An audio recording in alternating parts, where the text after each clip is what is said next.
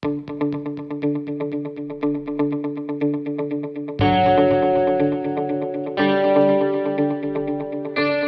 Friend, ಎಲ್ಲರಿಗೂ ನಮಸ್ಕಾರ. ರೇಖಾ ಶುಚಿ ರುಚಿ ಚಾನಲ್ಗೆ ಸ್ವಾಗತ ಸುಸ್ವಾಗತ.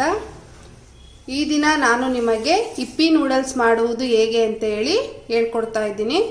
ಮೊದಲನೇದಾಗಿ ಒಂದು ಪಾತ್ರೆನ ಇಟ್ಕೊಂಡು ಸುಮಾರು 6 ಗ್ಲಾಸು ನೀರನ್ನು ಹಾಕ್ಕೊಂಡಿದ್ದೀನಿ.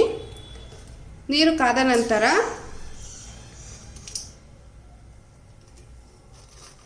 ನಾಲ್ಕು ಹಿಪ್ಪಿ ನೂಡಲ್ಸ್ನ ಹಾಕ್ಕೊಳ್ತಾ ಇದ್ದೀನಿ.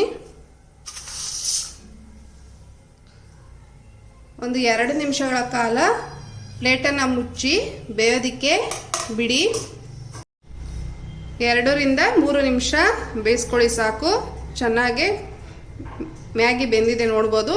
ಇದರಲ್ಲಿರುವಂತಹ ಕೆಮಿಕಲ್ ಅಂಶ ಎಲ್ಲ ಬಿಟ್ಟಿದೆ ನೀರಲ್ಲಿ. ಈ ನೀರನ್ನ ಬಸ್ಕೊಬಿಟ್ಟು ಮ್ಯಾಗಿನ ತಕ್ಕೊಳ್ಳಿ. ಡೈಜೆಷನ್ ಸಮಸ್ಯೆ ಆಗೋದಿಲ್ಲ ಈ ರೀತಿಯಾಗಿ ನಾವು ಮಾಡಿ ಮ್ಯಾಗಿನ ತಯಾರಿಸೋದ್ರಿಂದ. ನೋಡಿ, ಆ ನೀರಿಂದ ಮ್ಯಾಗಿನ ತಕ್ಕೊಂಡು ಒಂದು ಪ್ಲೇಟ್ಗೆ ಹರಡ್ಕೊಳ್ಳಿ. ಈ ರೀತಿಯಾಗಿ ಸ್ವಲ್ಪ ಹೊತ್ತು ತಣ್ಣಗಾಗೋದಕ್ಕೆ ಬಿಡಿ. ಒಂದು ಬಾಣಲಿ ಇಟ್ಕೊಂಡು ಬಿಸಿಯಾದ ಮೇಲೆ ಒಂದು 2 ಸ್ಪೂನು ಎಣ್ಣೆ ಹಾಕ್ಕೊಳ್ಳಿ.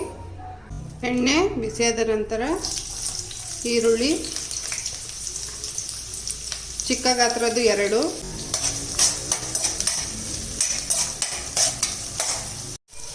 ಒಂದು ಕ್ಯಾಪ್ಸಿಕಮ್, 8 ರಿಂದ 10 ಬೀನ್ಸ್ ಸಣ್ಣದಾಗೆ ಕಟ್ ಮಾಡ್ಕೊಂಡಿರೋದು, ಒಂದು ಕ್ಯಾರೆಟ್, 3 ಟೊಮೆಟೊ, ಸ್ವಲ್ಪ ಎಲೆಕೋಸು,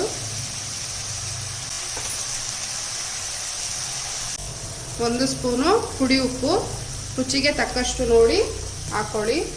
1/2 ಸ್ಪೂನು ಪೆಪ್ಪರ್ ಪೌಡರ್, 1/2 ಸ್ಪೂನು ಅರಿಶಿಣ ಪುಡಿ, 1 ಸ್ಪೂನ್ ಧನಿಯಾ ಪುಡಿ, 1/2 ಸ್ಪೂನ್ ಚಿಲ್ಲಿ ಪೌಡರ್, 1 ಗ್ಲಾಸು ನೀರನ್ನು ಹಾಕ್ಕೊಳ್ತಾ ಇದ್ದೀನಿ. ಪ್ಲೇಟ್ ಮುಚ್ಚಿ 5 ನಿಮಿಷ ಲೋ ಫ್ಲೇಮಲ್ಲೇ ಬೇಯೋದಕ್ಕೆ ಬಿಡಿ. Chilli sauce 1/2 spoon, 1 spoon tomato sauce, 1 spoon tomato ಸಾಸ್ನ ಹಾಕ್ಕೊಳ್ಳಿ. ಒಂದು 3 ಸ್ಪೂನ್ ಅಷ್ಟು Maggi masala powder, 1 spoon chicken masala, 1/4 spoon ಶುಗರನ್ನು ಹಾಕ್ಕೊಳ್ಳಿ. 1 ಬಟ್ಟಲು ಬೇಯಿಸಿ ಇಟ್ಕೊಂಡಿರುವಂತಹ ಬಟಾಣಿ, ಹಸಿ ಬಟಾಣಿ ಬೇಕಾದರೂ ನೀವು ಯೂಸ್ ಮಾಡ್ಕೋಬೋದು. ಚೆನ್ನಾಗಿ ಮಿಕ್ಸ್ ಮಾಡಿ. ನೋಡಿ, ಆಗಲೇ ಬೇಯಿಸಿ ತಣ್ಣಗೆ ಮಾಡಿ ಇಟ್ಕೊಂಡಿರೋಂತಹ ಮ್ಯಾಗಿನ ಹಾಕ್ಕೊಳ್ತಾ ಇದ್ದೀನಿ. ಮ್ಯಾಗಿ ಹಾಕಿದ ನಂತರ ಈ ರೀತಿಯಾಗಿ ಚೆನ್ನಾಗಿ ಮಿಕ್ಸ್ ಕೊಡಿ.